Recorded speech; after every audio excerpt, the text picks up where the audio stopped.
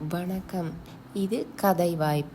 பொன்னியின் செல்வன் முதல் பாகம் அத்தியாயம் 2. ஆழ்வார்க்கடியான் நம்பி. குதிரையிலே ஏரிக்கரையில் பிரயாணம் செய்து கொண்டிருக்கும் எங்கள் கதையின் நாயகன் வந்தியத்தேவன் ஏரிக்கரையில் இருந்து கீழிறங்கி சென்று கொண்டிருந்தான்.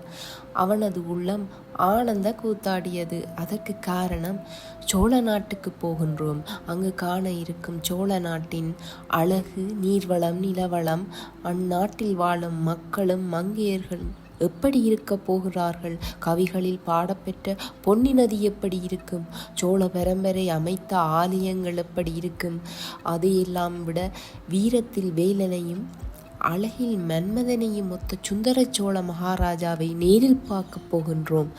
அது மட்டுமா, அவரது செல்வ புதல்வி குந்தவை பிராட்டியையும் காணப்போகின்றோம். இதற்கு எந்தவித தடையும் வந்துவிடக்கூடாது என்றெல்லாம் எண்ணியவாறே வீரநாராயணபுர விண்ணகர கோவிலை சென்றடைந்தான். அன்று ஆடி திருமஞ்சனம் என்றதால் கோவிலை சுற்றி பெரும் ஜனக்கூட்டம் சேர்ந்திருந்தது. ஆங்காங்கே கடைகள், வேடிக்கை வினோதங்கள் நடந்து கொண்டிருந்தது. இந்த கூட்டத்திற்குள் ஓரிடத்தில் உரத்த குரலில் சிலர் வாக்குவாதம் செய்வதை வந்தியத்தேவன் கவனித்தான். என்ன நடக்கின்றது என்பதை அறிந்து கொள்ள ஆவல் மிகுதியால் குதிரையை சாலையோரமாக நிறுத்திவிட்டு கூட்டத்தை பிளந்து உள்ளே சென்றான். என்ன விவாதம் நடைபெறுகின்றது என்பதை கவனித்தான். மூவர் விவாதமிட்டு கொண்டிருந்தனர். அதில் ஒருவர் முன்குடுமி வைத்திருந்த கட்டியான தோற்றமுடைய வைஷ்ணவர், கையில் குறுந்தடியும் வைத்திருந்தார். மற்றவர் மேனியெல்லாம் பட்டையாகிய சிவபக்தர் போல் இருந்தார். இன்னொருத்தர் வைணவரும் அல்லாமல் சைவரும் அல்லாமல் ஒரு அத்வைந்த வேதாந்தி போல் தெரிந்தார். இவர்கள் திருமால் பெரியவரா, சிவன் பெரியவரா என்று வாதிட்டு கொண்டிருந்தார்கள்.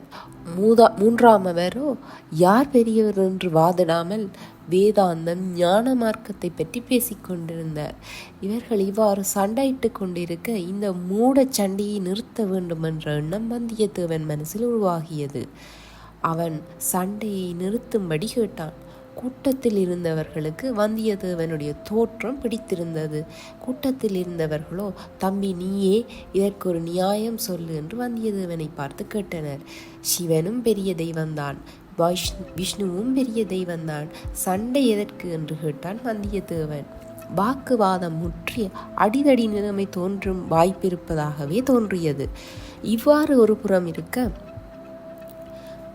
சூராதி சூரர் 24 போர் கண்டு 64 விழுப்புண்கள் பெற்ற திருமேனியர் சோழ நாட்டு தனாதிகாரி பெரிய பழுவேட்டியர் விஜயம் செய்கிறார், பராக் பராக் என்று கட்டியம் கூறுதல் கேட்டது. முதலில் முரசொலி, பின்னர் வேல் பிடித்த வீரர்கள், அவர்களுக்கு பின்னால் அலங்கரித்த யானையில் ஆஜபாகுவான ஒருத்தர் வீற்றிருந்தார். அவர்தான் பெரிய பழுவேட்டையராக இருக்க வேண்டும் என்பதை வந்தியத்தேவன் ஊகித்து கொண்டான். யானைக்கு பின்னால் பட்டுத்திரை மூடப்பட்ட சிவிகை ஒன்று வந்தது. அதற்குள்ளிருந்து செக்கச் சிவந்த வளையல் கரம் ஒன்று பட்டுத்திரையை விலக்கியது. அதிலிருந்து ஒரு பெண்ணின் முகம் தெரிந்தது. பொதுவாகவே பெண்குலத்தின் அழகை கண்டு ரசிக்கும் வல்லவரையனுக்கு இந்த பெண்ணை பார்க்கும்போது மட்டும் மகிழ்ச்சி தோன்றவில்லை.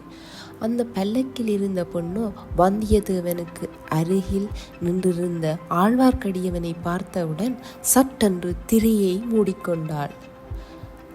இத்துடன் இந்த அத்தியாயம் நிறைவுக்கு வருகின்றது. இந்த அத்தியாயம் உங்களுக்கு பிடித்திருக்கும் என்று நம்புகின்றேன். அடுத்த அத்தியாயத்தில் இன்னும் சுவாரஸ்யமான நிகழ்வுகள் காத்திருக்கின்றன. சந்திப்போம்.